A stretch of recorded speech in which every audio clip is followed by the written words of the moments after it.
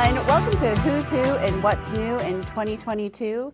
We are the math edition of today's programming. Before we get started, we want to give a special thanks to Terrace Metrics for sponsoring the Who's Who and What's New in 2022 and supporting us throughout this whole process. My name is Courtney Flessner. I'm a professional learning specialist here for Keep Indiana Learning at the CIESC, and we are really grateful to have you be a part of our time today. And I'm Jeff Harker. I'm also a professional learning specialist here with Keep Indiana Learning. Hey, I'm Jessica Miller. I'm another professional learning specialist here at the CIESC. And I'm Ryan Flessner. I'm a professor at Butler University. And we're married. So that's not anything confusing if it gets a little bit, chummy. So we really talked, and all of our goals are helping people really see math and understand math and realize why math is special. And one of the things that we all do on a pretty regular basis is realize that you can make math out of anything. So in 2022, our challenge to everyone out there is to make things mathy or see the math. Jessica, you want to tell us about the hashtag that you have started on Twitter? Sure thing. So if you follow us on Twitter or follow me on Twitter, you can join me in the fun of the ICMath hashtag. That is just photos from wherever you are and whatever you're doing whenever you see some math. So it might be out on a walk and notice an array down on the sidewalk, snap a picture, share it, and hashtag ICMath so that we can see your awesome math thinking, or visit our site or our own feed so that you can see the math that we're seeing around. And if you spend enough time doing it, you will realize you can start to see math everywhere. So we all brought an item today that we are going to share that one would not look at and think, gosh, that's really mathy. And we're going to share our item, and the first thing that we're going to do is a which one doesn't belong. So a great hashtag on Twitter to follow is hashtag WODB. If you put that in, you will find so many examples of which one doesn't belong from very early grades into high school that will really, really get you to think, but we are going to teach you how to play. So does everybody want to grab their unmathy item?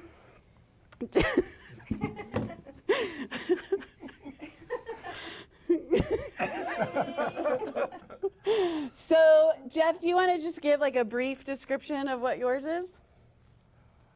Yeah. It's, I found this in my basement, and it is for target practice of some sort. I'm not sure what my son shoots at this thing, but it is for target practice, and these spin around and wobble when you hit them. And that's it. Yes, made of metal. This it's pretty heavy. You'd have to hit it pretty hard, I think, for it to spin all the way around, but that's my item.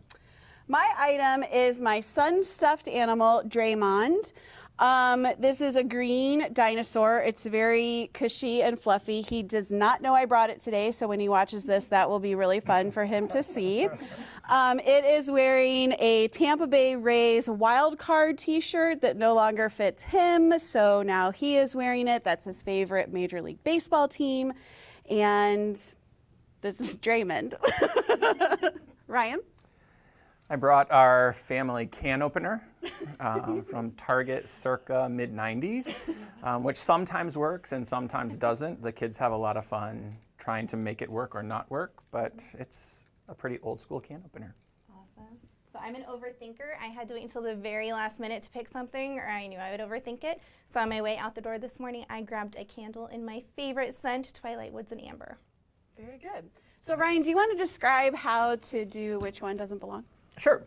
So the idea is that you need to look at the four objects. In this case, sometimes it might be four numbers or four shapes, but we have these four objects.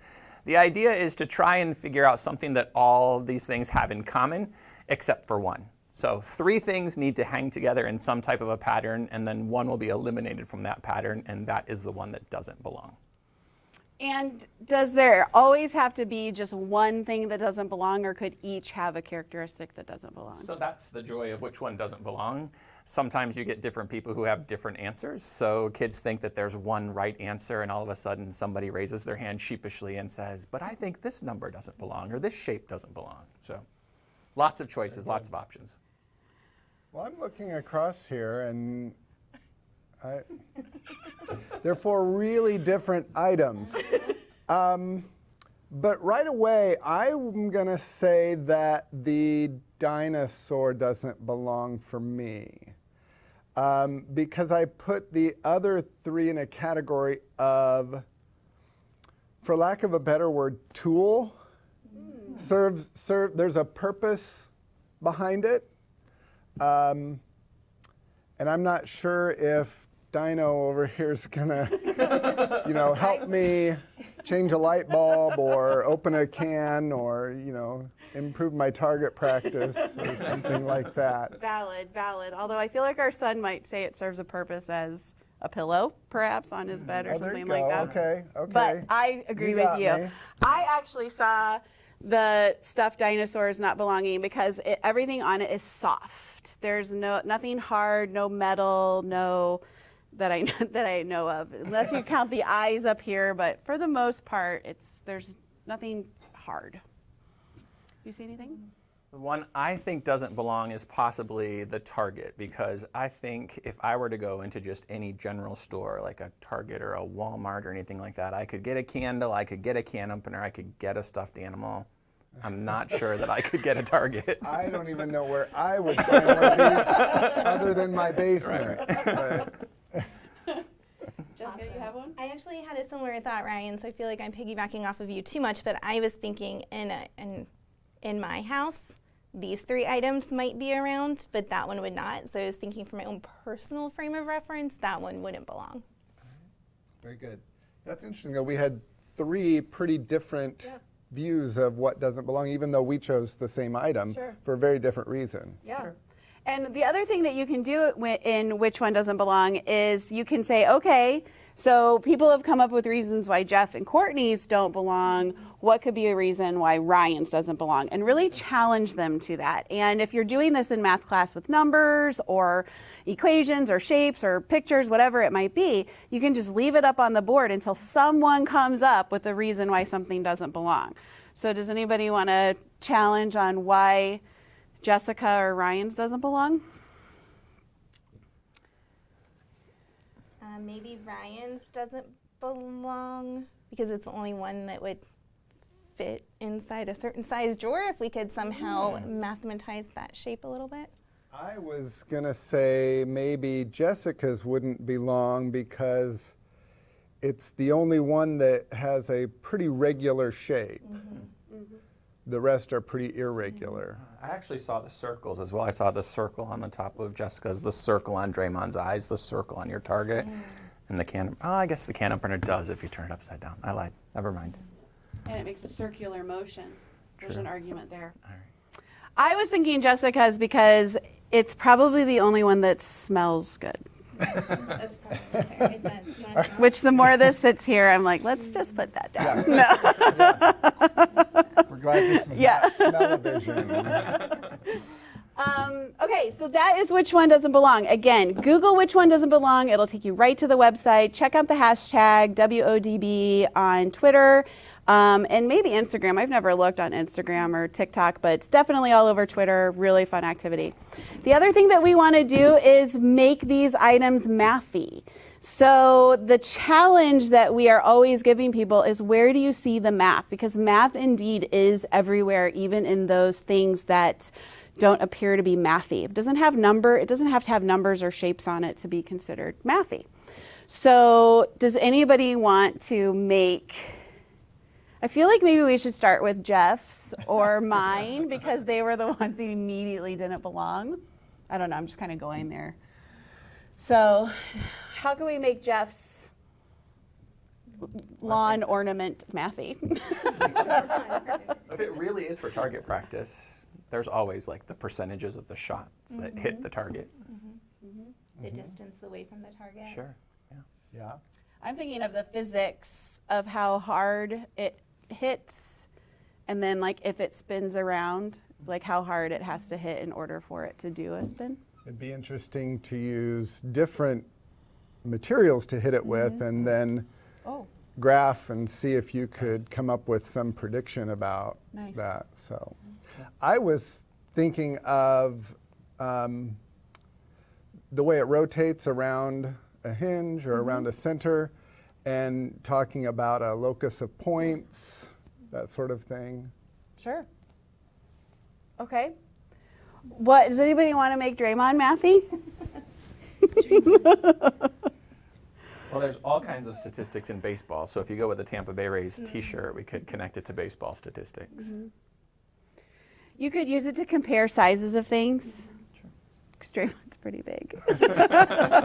I'm always thinking of geometry because that's one of my favorites. Yeah. And it's such an irregular shape to challenge the kids to come up with a volume or a surface area for it because it's so irregular. And how do we do that? Because it's not a box. I love that.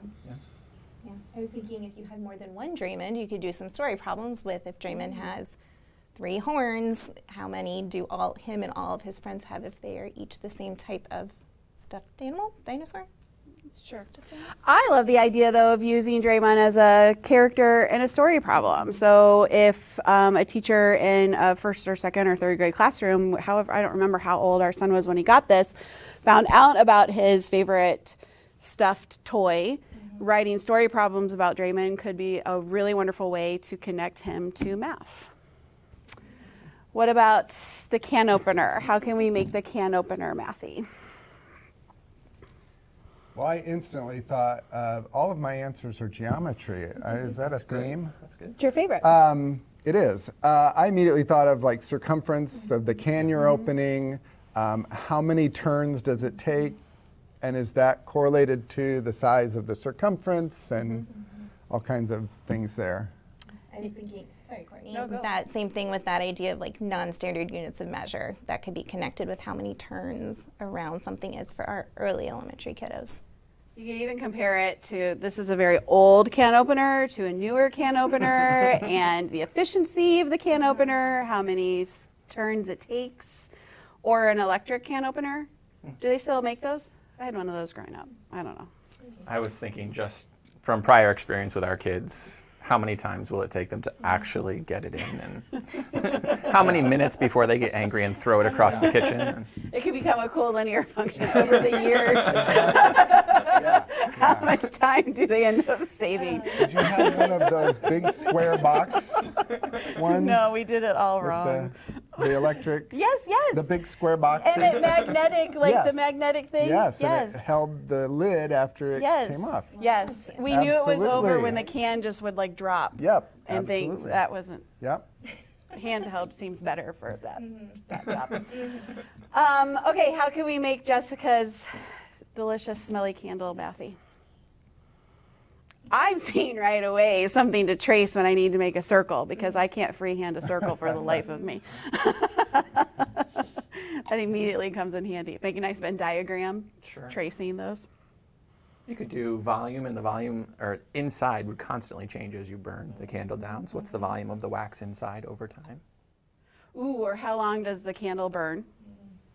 Compare it to like a 2-wick or a 3-wick candle of the same size. Different brands, the cost Yep. per time that it's lit. Ooh, how long it says it will burn versus how long it gosh. actually burns, and then we We could have a are- letter writing campaign. We are such nerds. We are such math nerds. Listen to all that math. Did you know candles have burn times? I didn't know that. This is Yes. 35 hours. I had no idea. So I will test that out. I will let you know. I have a new one at home. I'll track it. That's very good. Any other ways to make things mathy?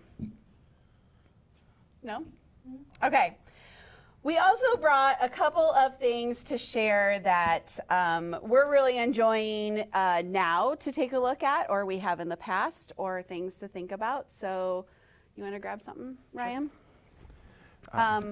While he's going, or grabbing his stuff, I will talk about 2 podcasts that I have found recently. One is called the Math Teachers Lounge. It's with Dan Meyer and Bethany Lockhart Johnson. I think that's her last name. Yeah, I wrote it down.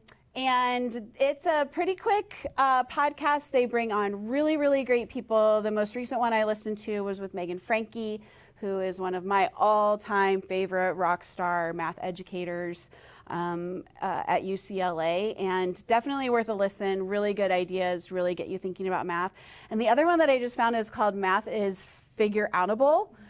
And I was immediately drawn to it because I'm always making up words, and I feel like figure outable is a little bit of a made-up word. Yes. And I also think that a lot of people don't think that math is figure outable. So this podcast literally talks about all of the ways that you're already thinking about math that maybe you don't even realize, and encourages you to do the same, much like what we just did with making things mathy. So you should check out those two podcasts. Yeah, so a couple of websites I'm sure that a lot of people know about: Didax, the math manipulatives, but they have a fantastic online website where you can actually use the manipulatives in a digital space with kids. There's also a great website called Mathagon, which has all kinds of math games that you can play with kids on the internet. A book that came out recently is a book called Dear Citizen Math. I think this is fantastic. You don't have to be a student or a math teacher. This is a book just for the general public, helping us think about how does math actually shape our world. And they take the extra step of trying to make the point that a lot of the problems that we're seeing in our world today, we could actually solve if we were using a little bit of critical thinking and collaboration and actually looking at things from multiple viewpoints and being open to the ideas of others. So I love that book. And it's a brand new book. It's been out for under a year. I also know that there's a lot of textbook adoption conversations right now, and there's a lot of new things, but the opposite of a brand new book is a very old book. So I just want to remind people that there are a lot of curricular resources out there besides textbooks, like Math Their Way back from 1975. So it doesn't always have to be the new flashy book. Sometimes you've got the oldies but goodies as well. I think oldies but goodies are great.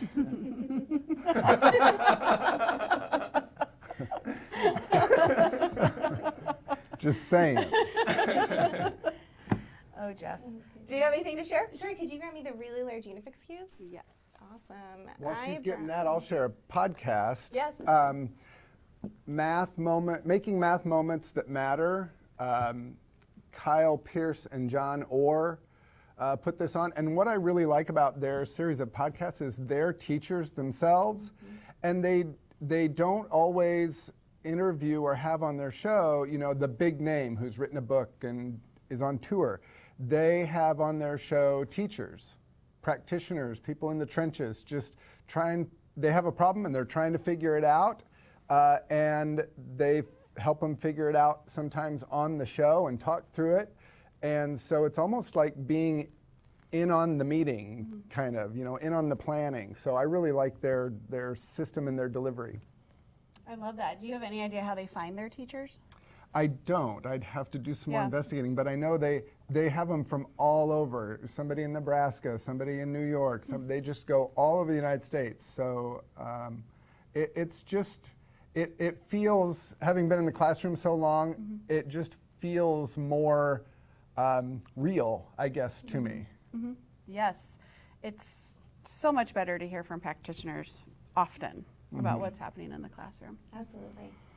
So I brought my really large Unifix cubes. These are new to me as of about 2 weeks ago. I did not know these exist, but Unifix cubes are one of my all-time favorite manipulatives because we can use them for just about anything. Even when I was teaching second grade, I had kiddos that were using them to represent different coin values depending on what color they were. So just really versatile tools, and who doesn't love when they're large enough that you can be up in front of the room or with a small group modeling and they can see them compared to the really tiny ones. So super excited to have those. And they're perfect for kids who struggle with their fine motor skills, and makes the cubes very accessible to them. A couple of the books that I am excited about right now. This one is called Choral Counting and Counting Collections. Anyone that has seen me do professional development in the past year and a half has heard me talk about this. Ironically, it is one of the editors is Megan Franke. I didn't even think about that when I gave that example for the podcast. And Elham Kazemi and Angela Chantereau. And I feel like I'm on a little bit of a mission to make teachers understand why counting collections is such an important piece of math time in K to 5 and even beyond classrooms. So this is a great resource, and you can also catch the hashtag counting collections. You will see tons of pictures and the hashtag choral counting. So many good resources just by looking at those.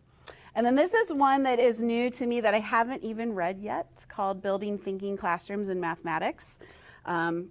Thinking, as was mentioned before, critical thinking is so crucial, and I am really excited to dig into this book. I don't even know if I've shared this with you yet. And did you know there's a wonderful Facebook group for Building Thinking Classrooms? Yes, it is fabulous. They have some lots of just resources for implementing Building Thinking Classrooms, and of course just a place to go to collaborate with other educators. Yeah, and the foreword's by Tracy Zager, who wrote Becoming the Math Teacher You Wish You Had Had, which is another great read. And then the last one that is coming up for us all the time in schools is called Figuring Out Fluency in Mathematics. We all have a lot of tools that we are sharing with people and teachers out in the field on building math fluency in basic facts and beyond. This is a great resource, could be a really good book study, and is really brand new. It's written by Jennifer Bay Williams and John Sanji-Vianney. Both great writers, and John is someone who's in the field, so he is really aware of what is going on in classrooms and schools. So good resource here. All right, anybody have anything else to share? I brought my pattern blocks. I always bring pattern blocks. Everybody always thinks pattern blocks are for little kids. They think for just building yeah, I actually do have oversized pattern blocks. I have regular sized pattern blocks, magnetic pattern blocks, but a lot of people think they're just for like making cute little patterns or pictures of butterflies or things. So anybody who has spent any time with me at all knows that I use pattern blocks for everything: fractions, percents, decimals, doing all kinds of things with these manipulatives. Like I said, there's magnetic, there's life size, there's even a stencil.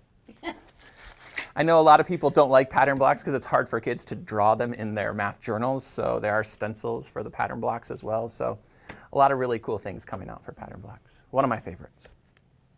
Always. All right, so I am going to throw a question on each of you that you're unprepared to answer. Cheers. It's sparkling. We promise. It's sparkling and not non-alcoholic.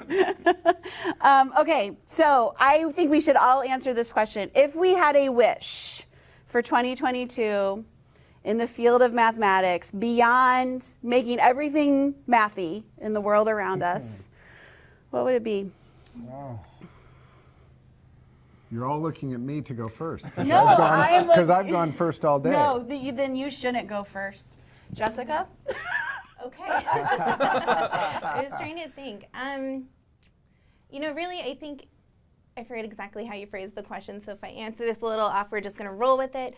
But there's so much conversation right now around math fact fluency, development of math facts, and I think it's a topic that deserves some attention. And so I would love to think about 2022 being a year where we are action researching, we're figuring out what works, and we are doing fact fluency the way that's best for kids and have the data to back that up. I love that. I'll piggyback off of the action research, the teacher research piece. I think kind of digging into data and making data about more than just test scores, and really thinking about what are the things out there in schools and in classrooms that we can look at to assess what do kids know, what do they need next, instead of just turning a page in a textbook or doing what we've traditionally done, really thinking about what can we do best for our kids based on what they're showing us every day in our classrooms. I love that. I was actually going to say something about assessment, but I won't. Actually, I guess I'll sidebar on it. But I think that the idea of formative assessment and summative assessment and standardized assessments gets everybody all worried and concerned that the kids aren't achieving where they're supposed to achieve. And I think we need to think really hard about realizing what do our children know and how can we move them forward. period. They will make growth. They will move forward.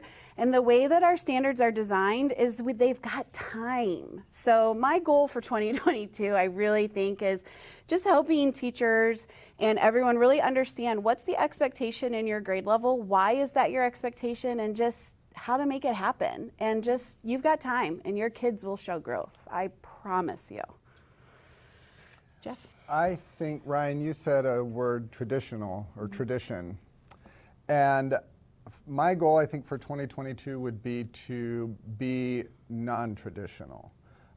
There has been so much new research out in recent years about teaching and learning and how the brain works and how we learn as students, that the traditional way of doing things isn't working anymore. What we did 20 years ago, the way we all learned, doesn't really work anymore for a majority of students. And so I would challenge teachers to kind of shed off the traditional and kind of expand the horizon, open their mind a little bit, and learn something new. I think this whole group uses that phrase, ambitious teaching, right? I loved your inspirational stuff. I feel like my math fact idea over here was a little bit low level, so which is fine. I'm cool with it because it's important. But at the same time, right? Like, let's embrace the opportunity to be ambitious teachers and take what we're learning about what really works for kids and put that into practice in a way that makes a difference. Yeah, Yes. I love that you said the way we were taught doesn't work anymore. I would argue it never worked for me, which is why I do what I do, because I want kids to like math and I want teachers to like teaching it. So we've got a lot of work to do to make that happen, but I'm psyched for the challenge. Well, and there are teachers out there who are doing that ambitious teaching. So how do we find them and identify them and hold them up as experts in the field? Yes. So. Like your podcast. Yes. So now we've got new ideas brewing Yes. here at Keep Indiana Learning for our goals for getting those messages out in 2022.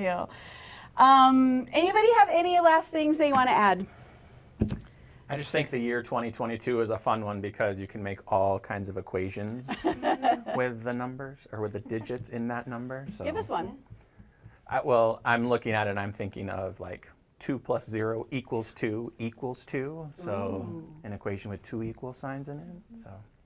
Love that. And we've got And we've got February February 22nd, 22 coming up. 22nd coming up. Yeah, and it's a Tuesday, so it's all the twos. And 222 Yes. and 22 seconds. Yeah, Nice. right? Where will I be on that? I don't I know. don't know. We gotta We celebrate. should come back here. That's almost as good as Pi Day. Not quite, but it's almost as good as Pi Day, So Pi Day happens every year. which makes it better. All right, so maybe we'll see you on Tuesday, February 22nd, 2022. That would be super cool. But in the meantime, thank you so much for joining us today. Thank you again to Terrace Metrics for helping make this happen. Thank you to the Keep Indiana Learning crew for putting this all together, and our fantastic people, Paul and Lemmy behind the camera, for being here with us today. And cheers to everyone, and a happy 2022.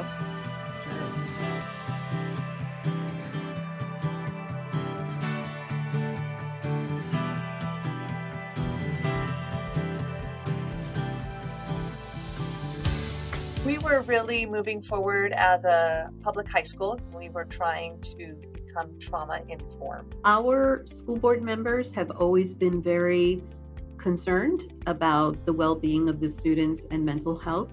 We rolled out Terrace Metrics during the pandemic. We knew that if we were able to reach out to them through this screener, that the ones that were struggling, we would become aware of. So we've been able to find the students that have critical needs, as well as students who just need a little bit of help and encouragement and support. We handled the interviews really as just great conversation, as opposed to some kind of a stressful situation where we have to get it done in a certain time. And that alleviated a lot of the stress. We have had very few parents opt out. And what's unique is that once we give the survey and other students are getting the results, we've had those parents contact us and say, I would like my student to still take this.